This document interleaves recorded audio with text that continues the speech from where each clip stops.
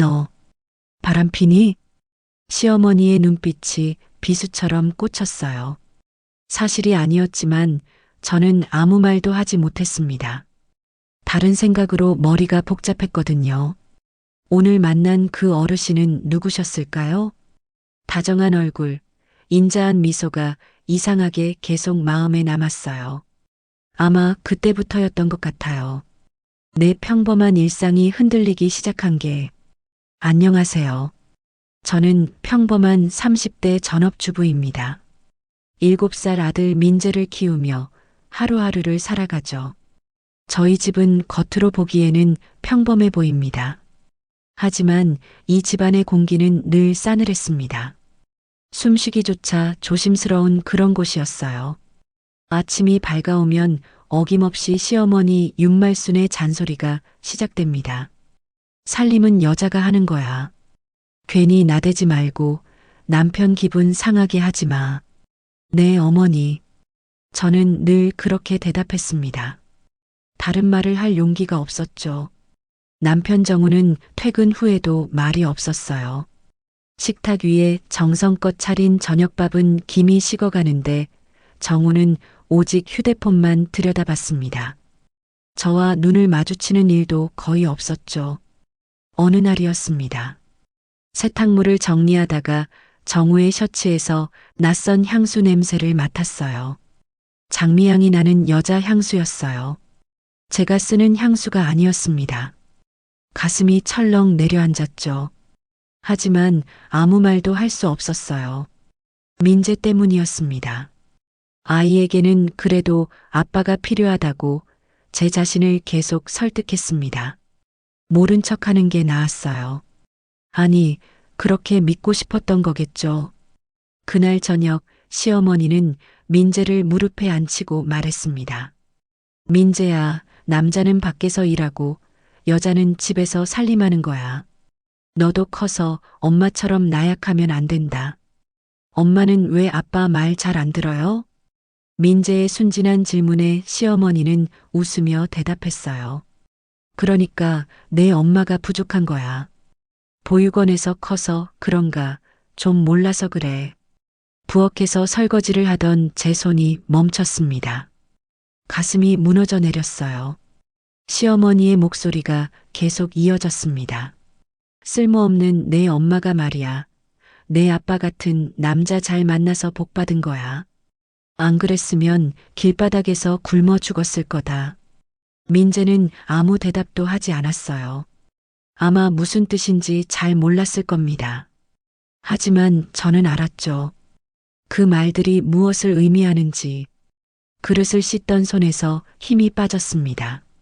물이 계속 흐르고 있었지만 저는 그저 멍하니 서 있을 수밖에 없었어요. 눈물이 날 것 같았지만 참았습니다. 민재 앞에서 우는 모습을 보이고 싶지 않았거든요. 조용히 방으로 들어갔습니다. 문을 닫는 순간 다리에 힘이 풀렸어요. 바닥에 주저앉아 입을 막고 숨을 삼켰죠. 옷장 깊숙이 숨겨둔 낡은 보육원 사진첩을 꺼냈습니다. 손때 묻은 그 사진들이 저의 유일한 위로였어요. 사진 속 어린 제 모습을 바라봤습니다. 희미하게 적혀있는 이름표가 눈에 들어왔죠. 강혜인. 그게 제 본명이었습니다. 결혼하면서 이서연이 됐지만 원래 저는 강혜인이었어요. 보육원 선생님들은 제가 5살 때 발견됐다고 했습니다. 버스 정류장 근처에 혼자 앉아 있었대요. 기억이 나지 않았죠. 부모님 얼굴도 제가 어디서 왔는지도. 손끝으로 사진 속 이름표를 조심스럽게 쓰다듬었습니다. 혹시 부모님도 저를 찾고 있을까요? 그런 생각이 문득 들었어요. 하지만 곧 고개를 저었습니다. 30년이나 지났는데 누가 저를 기억하겠어요. 버려진 아이였을 뿐이죠. 거실에서 민재가 뛰어노는 소리가 들렸습니다. 시어머니가 텔레비전을 틀어주나 봅니다. 저는 사진첩을 다시 옷장 깊숙이 넣었어요. 그리고 거울 앞에 섰죠. 지친 얼굴이 비쳤습니다. 언제부터 이렇게 초라해졌을까요? 억지로 미소를 지어봤습니다. 민재 앞에서는 웃는 엄마여야 했으니까요. 쓸모없다는 말이 계속 맴돌았어요. 정말 저는 쓸모없는 사람일까요? 정우를 만나지 못했다면 정말 길바닥에서 굶어 죽었을까요? 아니에요. 저도 열심히 살았습니다. 보육원을 나와서 식당에서 일하고 편의점 아르바이트도 했어요. 누구에게 손 벌리지 않고 스스로 먹고 살았죠. 하지만 이 집에서는 그런 게 아무 의미가 없었습니다. 저는 그저 보육원 출신이라는 꼬리표만 달고 있을 뿐이었어요. 문을 열고 나가려는데 복도에서 시어머니의 목소리가 다시 들렸습니다. 민재야, 너는 할머니 말 잘 들어야 한다. 엄마처럼 되면 안 돼. 가슴이 또다시 무너졌습니다. 저는 그렇게 오늘도 참았습니다. 내일도 참을 거예요. 민재가 행복하다면 그걸로 충분하다고 스스로를 다독였습니다. 하지만 가슴 한구석에선 무언가가 천천히 부서지고 있었어요. 제 자존심이었을까요? 아니면 희망이었을까요? 그날 밤 잠들기 전 마지막으로 생각했습니다. 언젠가는 이 삶 또 나아지겠죠. 그렇게 믿고 싶었습니다. 민재의 유치원 발표의 날이었습니다. 아들은 벌써 일주일 전부터 신나서 노래를 연습했어요. 아빠가 꼭 와야 한다고 매일 말했죠. 아빠, 내가 나무 역할이야. 꼭 봐야 돼. 정우는 그때마다 고개를 끄덕였습니다. 하지만 발표의 당일 아침, 정우는 차갑게 말했어요. 오늘 회사 회식이 있어서 못 가. 하지만 민재가 그렇게 기다렸는데요. 회식이 중요해. 너 혼자 가면 되잖아. 저는 아무 말도 할 수 없었습니다. 민재에게 어떻게 말해야 할지 막막했어요. 유치원에 도착했을 때 민재는 계속 입구를 바라봤습니다. 아빠가 올 거라고 믿고 있었죠. 엄마, 아빠 언제 와요? 아빠는 일이 생겨서 못 온대. 미안해. 민재의 얼굴이 순식간에 어두워졌습니다. 하지만 곧 씩씩하게 웃으며 무대로 올라갔어요. 발표회가 끝나고 저는 민재에게 아이스크림을 사줬습니다. 위로라도 해주고 싶었거든요. 카페 앞을 지나가는데 유리창 너머로 익숙한 뒷모습이 보였습니다. 정우였어요. 심장이 멎는 것 같았습니다. 회식이라던 정우가 카페에 있었어요. 그것도 낯선 여자와 함께. 여자는 예쁘게 웃으며 정우의 손을 잡았습니다. 정우도 행복한 표정으로 미소 짓고 있었죠. 제가 한 번도 본 적 없는 표정이었습니다. 손에 들고 있던 종이컵이 바닥에 떨어졌어요. 차가운 액체가 발등에 튀었지만 느껴지지 않았습니다. 엄마, 왜 그래요? 민재가 제 손을 잡아당겼습니다. 저는 황급히 민재를 데리고 그 자리를 벗어났어요. 집으로 돌아오는 내내 머릿속이 하얘졌습니다. 셔츠에 묻어있던 향수 냄새가 생각났죠. 그게 저 여자의 향수였을까요? 그날 밤 민재를 재우고 시어머니 방으로 갔습니다. 용기를 내야 했어요. 누군가에게라도 말해야 했습니다. 어머니, 오늘 정우 씨가 다른 여자와 있는 걸 봤어요. 시어머니는 텔레비전을 보다가 고개를 돌렸습니다. 하지만 놀라는 기색이 전혀 없었어요. 남자는 원래 그래. 여자가 잘하면 바람 안 나. 귓속이 멍해졌습니다. 이게 위로인가요? 제가 잘못해서 바람이 난 걸까요? 시어머니는 한숨을 쉬며 말했습니다. 그럼 뭐겠니? 가진 것도 없고 배운 것도 없고 남편 하나 잘 잡은 게 복이지. 내가 좀 더 잘했으면 우리 아들이 밖에서 딴 여자 찾겠니? 가슴이 무너져 내렸습니다. 제 잘못이라는 거였어요. 남편의 외도도 이 모든 게 제 탓이라는 말이었습니다. 저는 처음으로 표정을 잃었습니다. 아무 말도 나오지 않았어요. 방으로 돌아오려는데 민재가 문 앞에 서 있었습니다. 엄마. 민재가 조심스럽게 제 손을 잡았어요. 엄마는 착해서 하늘이 도와줄 거야. 그 말에 눈물이 터져 나올 것 같았습니다. 하지만 참았어요. 민재 앞에서 울면 안 됐으니까요. 억지로 미소를 지으며 민재의 머리를 쓰다듬었습니다. 그래, 고마워 민재야. 민재를 재우고 나서 혼자 거실에 앉았습니다. 캄캄한 어둠 속에서 생각했죠. 정말 제가 잘못한 걸까요? 아침마다 밥을 차리고 빨래를 하고 청소를 했습니다. 시어머니 말씀도 듣고 정우 기분도 맞춰줬어요. 그런데도 부족했던 걸까요? 보육원 출신이라서 부족한 걸까요? 가슴속 깊은 곳에서 무언가가 조금씩 깨지고 있었습니다. 참고 살아온 시간들이, 견뎌온 모욕들이 이제는 더 이상 견딜 수 없을 것 같았어요. 창밖을 바라봤습니다. 달이 차갑게 빛나고 있었죠. 저도 언젠가는 이 어둠에서 벗어날 수 있을까요? 그날 밤 저는 처음으로 진지하게 생각했습니다. 이대로 살 수는 없다고. 하지만 어떻게 해야 할지 몰랐어요. 방법도 용기도 없었습니다. 그저 가슴속에서 무언가가 천천히 변하고 있다는 걸 느낄 수 있었을 뿐이었죠. 며칠이 지났습니다. 저는 여전히 똑같은 일상을 살아갔어요.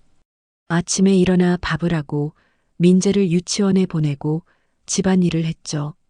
정우는 그날 이후로도 늦게 들어왔습니다. 시어머니는 여전히 잔소리를 퍼부었고요. 어느 날 점심시간 저는 시장 근처 작은 식당에 갔습니다. 민재 유치원 준비물을 사러 나왔다가 배가 고파서 들어간 곳이었어요. 혼자 밥 먹는 게 익숙했습니다. 식당 안은 한산했습니다. 저 말고는 옆 테이블에 노인 한 분이 계셨죠. 밥을 먹는데 옆에서 당황하는 소리가 들렸어요. 이걸 어떻게 하는 건지 모르겠네. 노인이 포스기 앞에서 난감한 표정을 짓고 있었습니다. 카드를 이리저리 돌려보고 계셨죠. 주인 아주머니는 주방에서 바쁘게 움직이고 있었어요. 다른 손님들은 스마트폰만 들여다보고 있었고요. 저는 잠깐 망설였습니다. 하지만 그냥 지나칠 수가 없었어요. 제가 도와드릴게요. 노인 옆으로 다가가 포스기 사용법을 알려드렸습니다. 여기 이렇게 카드를 넣으시고 이 버튼을 누르시면 됩니다. 아, 그렇게 하는 거였구만. 고맙네. 노인은 따뜻하게 웃으셨어요. 그런데 그 순간 노인의 표정이 굳어졌습니다. 제 얼굴을 빤히 바라보시더니 손에 들고 있던 영수증을 떨어뜨렸어요. 괜찮으세요? 저는 황급히 영수증을 주워드렸습니다. 하지만 노인은 계속 저를 바라보셨죠. 이 얼굴 그 미소. 노인이 작게 속삭였습니다. 무슨 말씀인지 잘 들리지 않았어요. 네, 무슨 말씀이신지요? 아, 아니야. 미안하네. 옛날 생각이 나서 그래. 노인은 다시 미소를 지으셨습니다. 하지만 손이 미세하게 떨리고 계셨어요. 요즘 젊은 사람들은 이런 일 잘 안 해주는데 자네는 참 착하구만. 아니에요. 당연한 일인걸요. 저는 자리로 돌아와 밥을 마저 먹었습니다. 그런데 자꾸 시선이 느껴졌어요. 고개를 들어보니 노인이 저를 보고 계셨습니다. 뭔가 생각에 잠긴 표정이었죠. 이상했어요. 처음 보는 분인데 왜 저를 그렇게 바라보실까요? 밥값을 계산하고 나오는데 노인이 자리에 앉아 계셨습니다. 휴대폰을 꺼내 어디론가 전화를 거시는 것 같았어요. 저는 발걸음을 옮겼습니다. 시장에서 민재 준비물을 사고 집으로 돌아왔죠. 그날 밤 이상하게도 그 노인의 눈빛이 계속 떠올랐습니다. 어디서 본 듯한 느낌이었어요. 따뜻하면서도 슬픈 그런 눈빛이었죠. 왜 제 얼굴을 보고 놀라셨을까요? 왜 손을 떨고 계셨을까요? 궁금했지만 곧 잊어버렸습니다. 다시는 만날 일도 없을 거라고 생각했죠. 하지만 그날 이후로 이상한 일들이 생기기 시작했습니다. 집 앞에 낯선 차가 며칠째 서 있었어요. 검은색 고급 세단이었습니다. 민재를 유치원에 데려다 줄 때도, 장을 보러 갈 때도 그 차가 멀리서 보였죠. 누군가 저를 지켜보는 것 같았습니다. 처음에는 신경 쓰이지 않았어요. 그냥 우연이겠거니 했죠. 그런데 일주일이 지나도 그 차는 사라지지 않았습니다. 불안해지기 시작했어요. 혹시 정우가 사람을 시켜 저를 감시하는 걸까요? 아니면 제가 너무 예민해진 걸까요? 밤에 잠을 이루기 힘들었습니다. 자꾸 그 노인의 얼굴이 떠올랐어요. 그리고 노인이 제 얼굴을 보며 했던 말. 이 얼굴, 그 미소. 무슨 의미였을까요? 저는 거울 앞에 섰습니다. 평범한 제 얼굴을 바라봤죠. 특별한 게 하나도 없었어요. 그저 피곤에 지친 전업주부의 얼굴일 뿐이었습니다. 그런데도 노인은 왜 그렇게 놀랐을까요? 머릿속이 복잡해졌습니다. 다음 날 아침 현관 앞에 편지 한 통이 놓여 있었어요. 발신인은 없었습니다. 그저 제 이름만 적혀 있었죠. 이서연 귀하. 손이 떨렸습니다. 누가 보낸 걸까요? 편지를 뜯으려는 순간 시어머니가 나오셨어요. 뭐야, 그거? 편지요. 방금 왔는데 발신인이 없네요. 쓸데없는 거 받지 마. 요즘 사기꾼들 많아. 시어머니는 편지를 빼앗아 찢어버렸습니다. 어머니, 그건 제 편지예요. 쓸데없는 거 받아서 뭐해. 집안일이나 잘해. 저는 아무 말도 할 수 없었습니다. 찢어진 편지 조각들이 바닥에 흩어졌어요. 그 안에 무엇이 적혀 있었는지 알 수 없었습니다. 하지만 한 가지는 확실했어요. 제 주변에 뭔가 변화가 일어나고 있다는 것. 그리고 그 변화가 저를 어디로 이끌지 아직은 알 수 없었습니다. 며칠이 흘렀습니다. 찢어진 편지 이후로도 집 앞에 검은 차는 계속 있었어요. 이제는 거의 매일 보였습니다. 불안했지만 누구에게도 말할 수 없었죠. 시어머니는 제 말을 믿지 않을 거예요. 정우는 관심조차 없을 테고요. 어느 오후 민재를 유치원에 데려다주고 집으로 돌아오는데 낯선 남자가 대문 앞에 서 있었습니다. 검은 정장을 입은 50대 중반쯤 되어 보이는 분이었어요. 이서연 씨 맞으십니까? 심장이 철렁했습니다. 누구죠? 네, 그런데 누구세요? 남자는 공손하게 명함을 건넸습니다. DH그룹 비서실 오정민이라고 적혀 있었어요. 강 회장님께서 부인을 뵙고 싶어 하십니다. 강 회장님이요? 저는 그런 분 모르는데요. 말씀드리기 곤란한 내용이라 직접 뵙고 설명드리고 싶습니다. 잠깐 시간 내주실 수 있으십니까? 저는 망설였습니다. 모르는 사람을 따라간다는 게 위험하다는 걸 알았어요. 하지만 이상하게도 거절할 수가 없었습니다. 뭔가 중요한 일 같은 느낌이 들었거든요. 지금 가야 하나요? 네, 회장님께서 기다리고 계십니다. 안전하게 모셔다 드리겠습니다. 저는 잠깐 생각했습니다. 시어머니는 친구 댁에 가셨고 민재는 유치원에서 3시간 뒤에 돌아올 거예요. 알겠습니다. 그럼 잠깐만요. 차에 올랐습니다. 고급스러운 가죽 시트였어요. 살면서 이런 차는 처음 타봤죠. 시내 중심가로 향했습니다.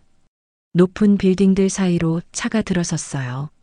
한 호텔 앞에서 차가 멈췄습니다. 오비서가 문을 열어줬죠. 이쪽으로 오시죠. 최상층 스위트룸으로 안내됐습니다. 문이 열리자 넓은 거실이 나타났어요. 창가에 노인 한 분이 서 계셨습니다. 뒷모습만 봐도 누군지 알 수 있었어요. 며칠 전 식당에서 만났던 그 노인이었습니다. 오셨군요. 노인이 천천히 돌아보셨어요. 그 눈빛은 며칠 전보다 더 따뜻했습니다. 안녕하세요. 그런데 저를 왜 부르신 건가요? 노인은 한참을 저를 바라보셨습니다. 그리고 조심스럽게 입을 여셨죠. 혹시 본인이 보육원 출신이라는 걸 알고 계십니까? 가슴이 철렁했습니다. 어떻게 아신 걸까요? 네, 알고 있습니다. 몇 살 때 보육원에 들어갔습니까? 5살이요. 버스 정류장에서 발견됐다고 들었습니다. 노인의 손이 떨렸습니다. 눈가가 붉어지는 게 보였어요. 내가 30년 전 잃어버린 내 딸일지도 모른다. 머릿속이 하얘졌습니다. 무슨 말씀이신지 이해할 수가 없었어요. 죄송하지만 무슨 말씀이신지 모르겠어요. 강 회장은 오비서에게 눈짓했습니다. 오비서가 낡은 파일을 건네줬죠. 30년 전 제 딸이 유괴됐습니다. 사고와 혼선 속에서 찾지 못했어요. 그런데 며칠 전 식당에서 당신을 봤을 때 딸과 너무 닮아서 놀랐습니다. 파일 속에는 어린아이 사진이 있었어요. 그 아이가 저와 닮았다는 걸 부정할 수 없었습니다. 하지만 저는 그런 고급스러운 세상과 상관없어요. 제 목소리가 떨렸습니다. 믿고 싶지 않았어요. 유전자 검사를 해보면 알 수 있습니다. 부탁합니다.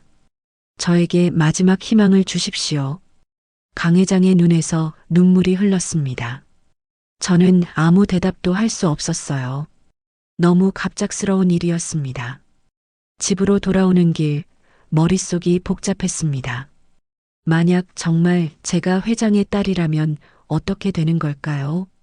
아니에요. 그럴 리 없어요. 저 같은 사람이 재벌가의 딸일 리가 없잖아요. 하지만 가슴 한구석에서는 작은 희망이 싹트고 있었습니다. 집에 도착했을 때 정우가 일찍 들어와 있었어요. 어디 갔다 와?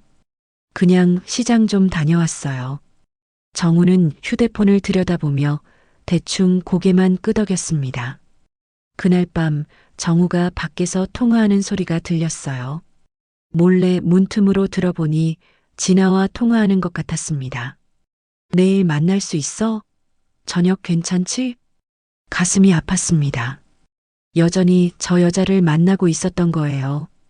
응, 나도 보고 싶어. 조금만 기다려. 달콤한 목소리였습니다. 저에게는 한 번도 해주지 않았던 그런 목소리였죠. 저는 조용히 방으로 돌아왔습니다. 침대에 누웠지만 잠이 오지 않았습니다. 강 회장의 얼굴이 떠올랐어요. 그리고 제 본명이 적힌 사진첩도 강혜인. 혹시 정말 저일까요? 다음 날 아침 시어머니가 이상한 눈빛으로 저를 쳐다봤습니다. 요즘 왜 그렇게 들떠 있어? 혹시 딴 남자 생긴 거야? 그런 말씀 마세요. 가진 거 없는 사람일수록 미쳐서 딴짓하더라. 저는 아무 대답도 하지 않았습니다. 하지만 마음속으로는 생각했죠. 혹시 정말일까요?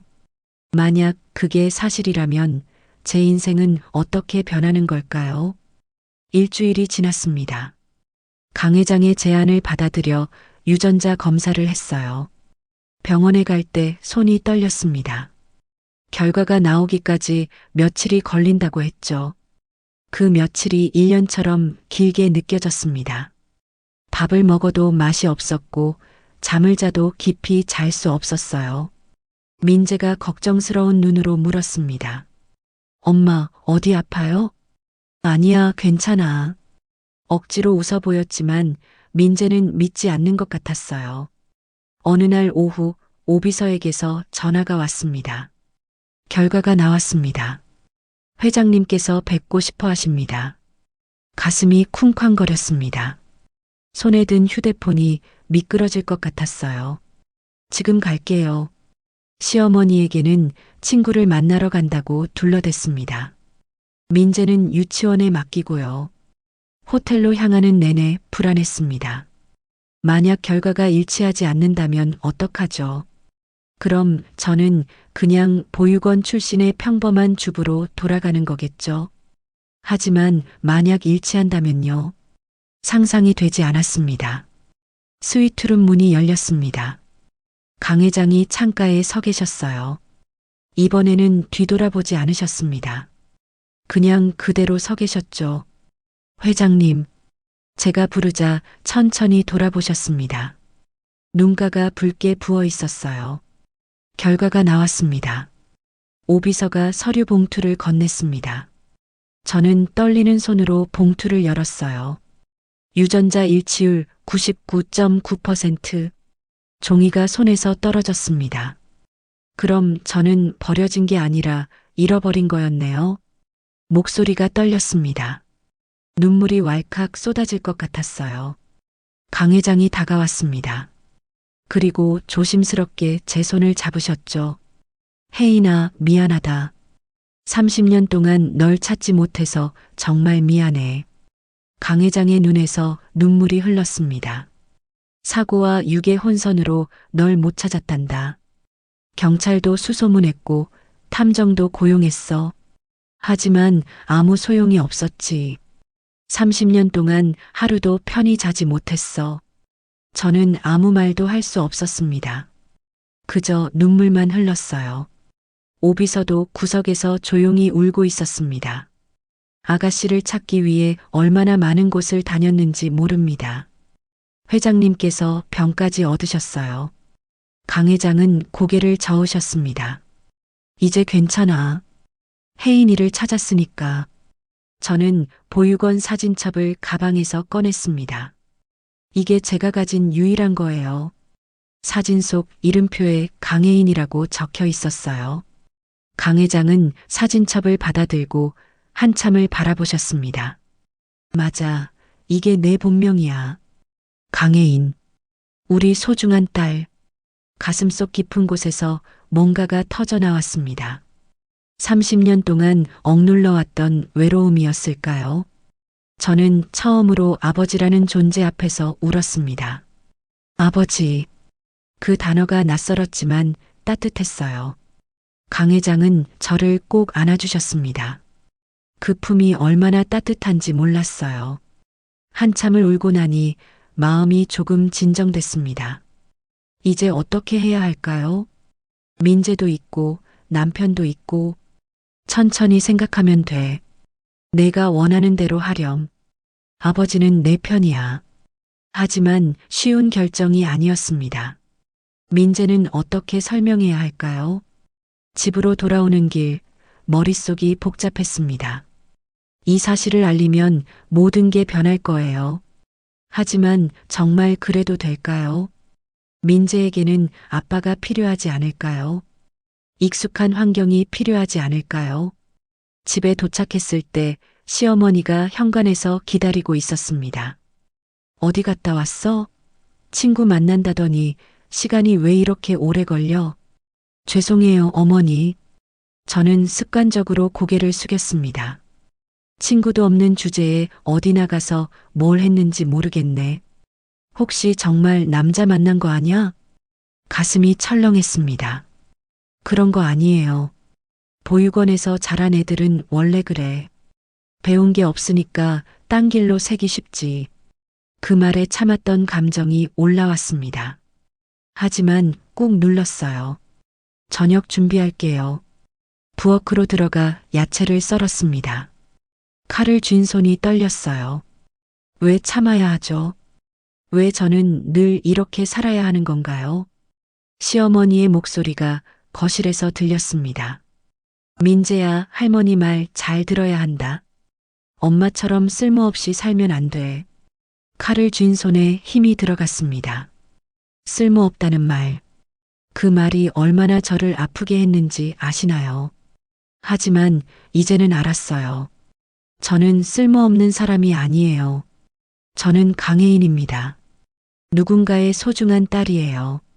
더 이상 이렇게 살 수 없습니다. 민재를 위해서라도 제대로 된 엄마가 되어야 해요. 당당한 엄마, 떳떳한 엄마가 되어야 합니다. 저녁을 차리며 결심했습니다. 이제 본래의 제 자리를 찾아가겠다고. 더 이상 참지 않겠다고. 민재에게도 저 자신에게도 떳떳한 사람이 되겠다고. 그날 밤 민재를 재우고 조용히 생각했습니다. 어떻게 시작해야 할까요? 하지만 한 가지는 확실했어요. 이제 강혜인으로 살아갈 준비가 됐다는 것. 며칠이 지났습니다. 저는 강 회장과 여러 번 만났어요. 앞으로 어떻게 할지 천천히 이야기를 나눴습니다. 서두를 필요 없어. 내가 준비됐을 때 발표하면 돼. 강 회장은 늘 제 편이었습니다. 처음 느껴보는 든든함이었어요.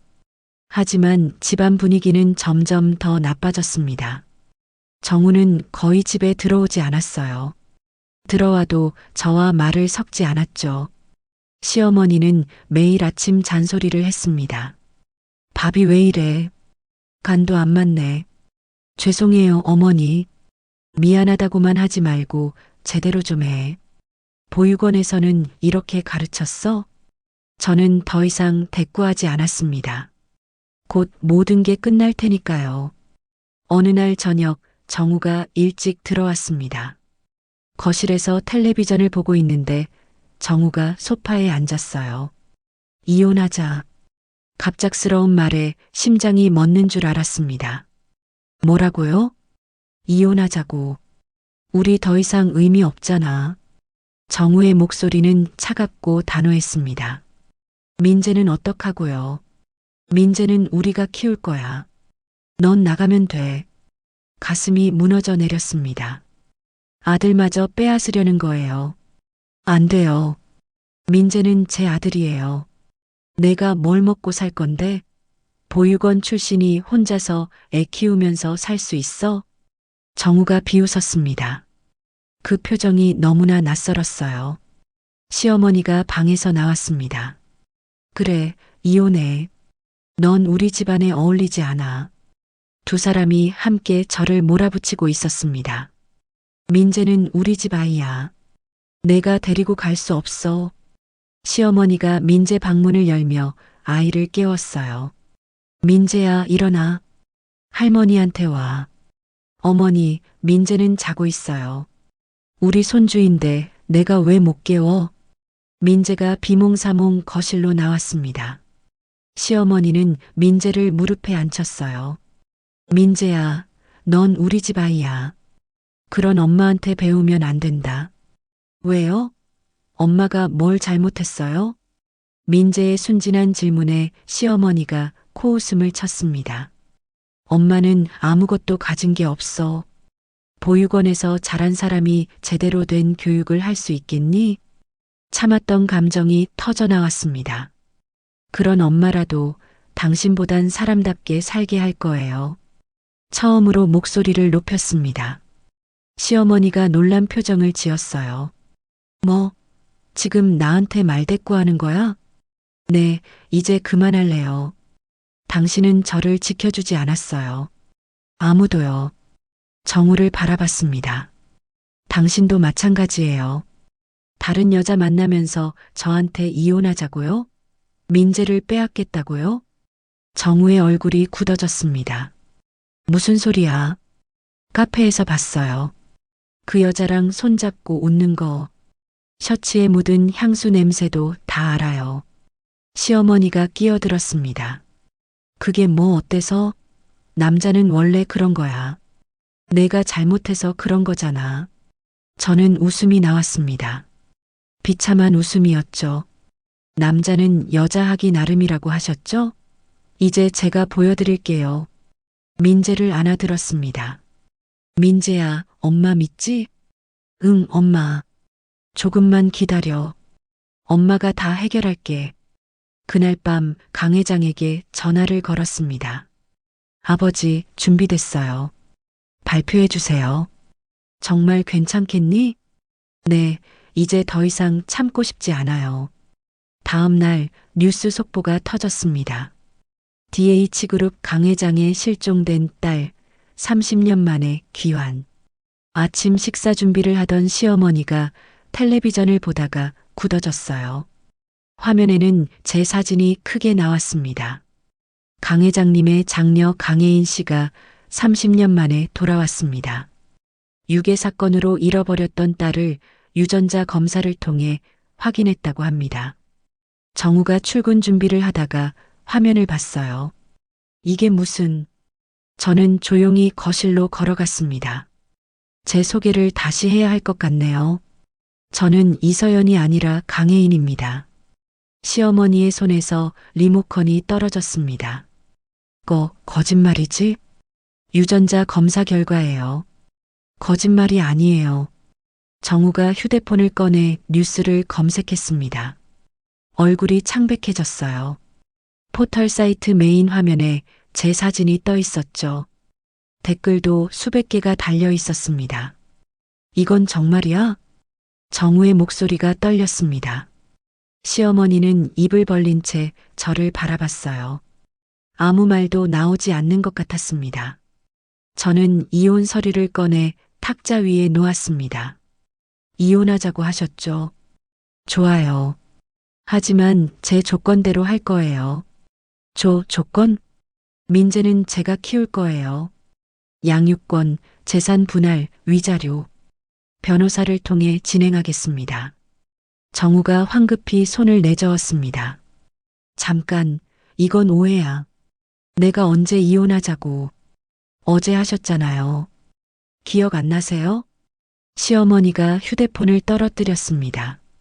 화면이 바닥에서 깨졌지만 신경 쓰지 않는 것 같았어요. DH그룹이라고?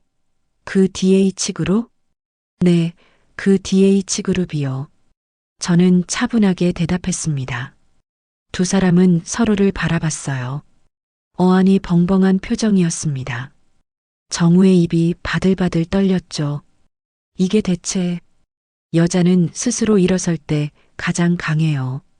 이제 보여드릴게요. 저는 민재 방으로 향했습니다. 뒤에서 시어머니와 정우가 웅성거리는 소리가 들렸지만 돌아보지 않았어요. 이제 시작입니다.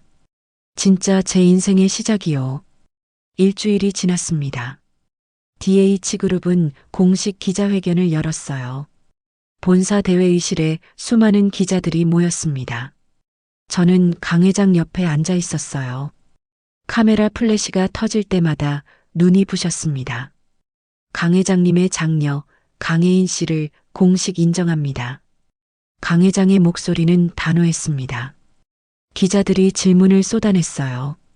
30년 동안 어떻게 지내셨습니까? 가족과 재회한 소감이 어떠신가요? 저는 마이크 앞에 섰습니다. 떨리는 손을 꼭 쥐었어요. 보육원에서 자라며 외로웠지만 이제 가족을 찾았습니다. 앞으로 제 자리를 찾아가겠습니다.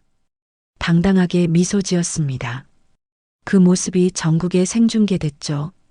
집에서는 시어머니와 정우가 텔레비전을 보고 있었을 거예요. 기자회견이 끝나고 집으로 돌아왔습니다. 아니, 이제는 곧 떠날 집이었죠. 대문 앞에 시어머니와 정우가 무릎을 꿇고 있었어요. 혜인아, 우리가 잘못했어. 시어머니의 목소리가 떨렸습니다. 눈가가 붉게 부어 있었어요. 그동안 정말 미안했어. 몰라봐서 그랬어.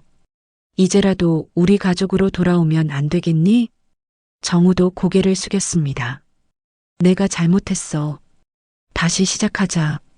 민재 생각해서라도. 저는 그들을 내려다봤습니다.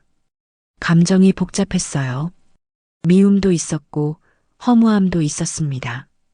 가족이요? 천천히 입을 열었습니다. 가족이라면 상처부터 주지 않았겠죠. 저를 보육원 출신이라고 무시하고 쓸모없다고 하고 민재 앞에서 험담했던 게 가족이 하는 짓인가요? 시어머니가 울먹였습니다. 정말 미안해. 내가 잘못 생각했어. 제발 용서해줘. 어머니, 저는 어머니가 원하는 며느리가 될 수 없어요. 이제는 강혜인으로 살 거니까요. 정우를 바라봤습니다. 당신도요. 다른 여자 만나면서 저한테 이혼하자던 사람이 이제 와서 다시 시작하자고요? 그건 진아는 아무것도 아니야. 진짜 사랑은 너였어. 거짓말이었습니다. 눈빛을 보면 알 수 있었어요. 진아 씨는 어디 갔나요? 정우의 얼굴이 굳어졌습니다. 그건 떠났죠? 당신이 무일푼이 될 거란 걸 알고 정우는 아무 대답도 하지 못했어요. 사실 저는 알고 있었습니다. 진아가 정우를 떠났다는 걸. 정우와 진아의 불륜이 회사에 소문이 났다고 들었어요. 정우가 회사에서 잘리고 재산도 없다는 걸 알자마자 연락을 끊었다고 하더군요. 사람은 이럴 때 진짜 모습이 나오는 법이에요. 며칠 전 일이 떠올랐습니다. 시어머니가 민재에게 했던 말들. 내 엄마는 부족해. 보육원에서 자라 쓸모없어. 그때는 참았지만 지금은 달랐어요. 어머니, 제가 민재 앞에서 뭐라고 하셨는지 기억하세요? 시어머니가 고개를 들지 못했습니다. 보육원에서 자라 쓸모없다고 하셨죠. 그런데 지금은 왜 무릎을 꿇고 계세요? 내가 잘못했어. 정말 잘못했어. 내가 부족했던 거야. 눈물이 뺨을 타고 흘렀습니다. 하지만 저는 더 이상 흔들리지 않았어요. 일어나세요. 이제 그만하시고 각자 살아요. 현관문을 열고 들어갔습니다. 민재가 방에서 나왔어요. 엄마, 할머니랑 아빠가 왜 그래요? 괜찮아. 민재야, 우리 이제 새로운 곳으로 이사 갈 거야. 진짜요? 좋아요. 민재는 신나했습니다. 아이는 순수했어요. 짐을 싸기 시작했습니다. 많지 않았어요. 가져갈 게 별로 없었죠. 강 회장이 준비해준 집으로 갈 거였습니다. 시어머니는 이 집을 팔아야 한다고 했습니다. 생활비가 없다면서요. 결국 좁은 원룸으로 이사를 간다고 하더군요. 인과응보였습니다. 남을 무시하고 깔보던 사람들이 결국 그 대가를 치르는 거였죠. 짐을 다 싸고 현관을 나섰습니다. 시어머니와 정우는 여전히 대문 앞에 있었어요. 혜인아, 제발. 저는 고개를 저었습니다. 저는 이제 이서연이 아니에요. 강혜인입니다. 그리고 다시는 당신들의 며느리로 살지 않을 거예요. 민재의 손을 잡고 걸어갔습니다. 뒤돌아보지 않았어요. 차에 올라 창밖을 바라봤습니다. 시어머니가 주저앉아 울고 있었고 정우는 멍하니 서 있었죠. 불쌍하다는 생각은 들지 않았습니다. 그들은 제게 그런 감정을 가질 자격이 없었으니까요. 차가 출발했습니다. 민재가 제 손을 꼭 잡았어요. 엄마, 행복해요? 응, 이제 행복할 거야. 정말 그랬습니다. 이제 진짜 제 인생이 시작되는 거니까요. 강혜인으로서의 인생이요. 봄이 왔습니다.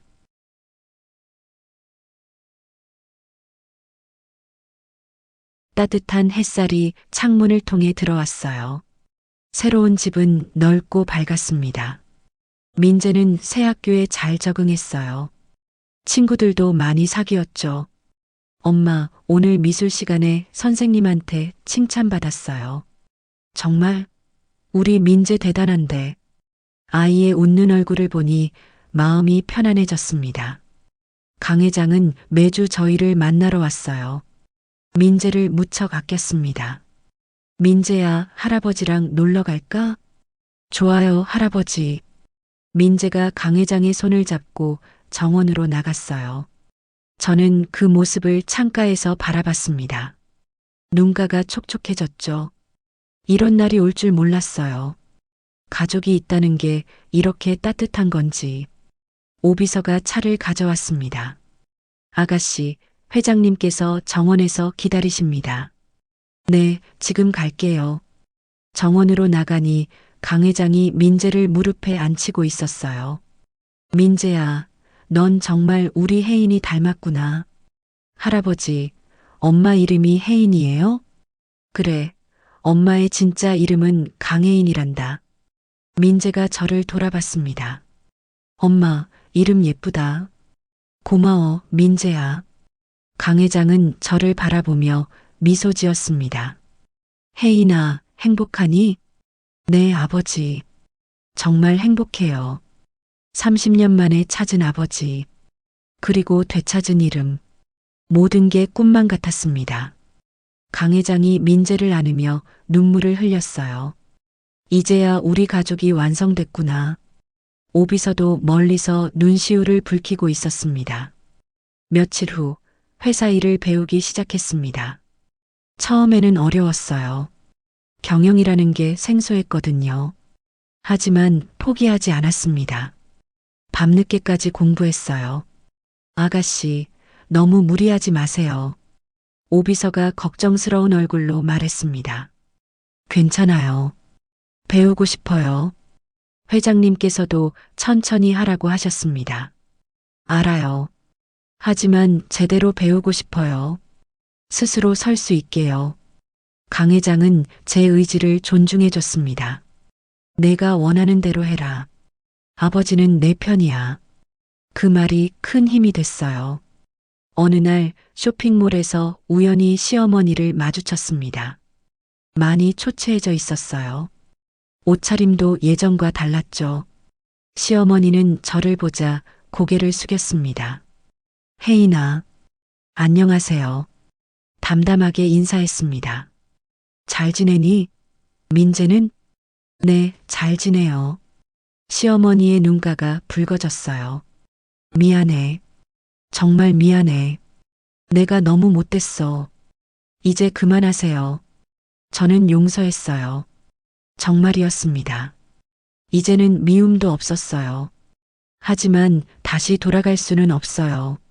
저는 이제 다른 사람이니까요. 시어머니는 고개를 끄덕였습니다. 그래, 알아. 그래도 내가 너무했다고 얘기하고 싶었다. 그렇게 헤어졌습니다. 뒤돌아보니 시어머니가 작아 보였어요. 예전에는 그렇게 크게 느껴졌는데 집으로 돌아와 민재를 안았습니다. 엄마, 왜 그래요? 아니야. 그냥 민재가 사랑스러워서. 정우에 대한 소식도 들었습니다.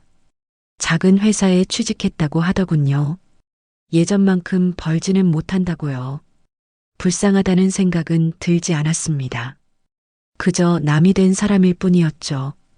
저녁에 강 회장과 식사를 했습니다. 혜인아, 내가 돌아와서 아버지는 정말 행복하단다. 저도요, 아버지. 30년을 기다린 보람이 있어. 이제 편히 잠들 수 있을 것 같구나. 강 회장의 손을 잡았습니다. 따뜻했어요. 아버지, 오래오래 건강하세요. 그래야지. 우리 손주 크는 것도 봐야 하고. 민재가 옆에서 웃었습니다. 할아버지, 저 여기 있어요. 하, 그래. 우리 민재. 그날 밤 침대에 누워 생각했습니다. 지난 시간들이 주마등처럼 스쳐 지나갔어요. 보육원에서의 외로움, 시댁에서의 서름, 남편의 배신. 하지만 그 모든 게 저를 여기까지 오게 했습니다. 창밖으로 달이 밝게 빛나고 있었어요. 예전에는 차갑게 느껴졌던 달빛이 이제는 따뜻했습니다. 민재가 옆에서 새근새근 잠들어 있었죠. 아이의 머리를 쓰다듬으며 속삭였습니다. 민재야, 엄마는 이제 행복해. 그리고 너도 행복하게 해줄게. 눈을 감았습니다. 마음속으로 생각했어요. 나를 무시하던 사람들 덕분에 진짜 나를 찾을 수 있었다고. 그리고 이제는 내가 나를 사랑한다고. 강혜인이라는 이름으로. 햇살이 부드럽게 얼굴을 감쌌습니다. 새로운 아침이 밝았어요. 진짜 제 인생의 아침이었습니다. 끝까지 들어주셔서 감사합니다. 구독과 좋아요는 영상을 제작하는데 큰 힘이 됩니다. 또 다른 이야기로 곧 찾아뵙겠습니다.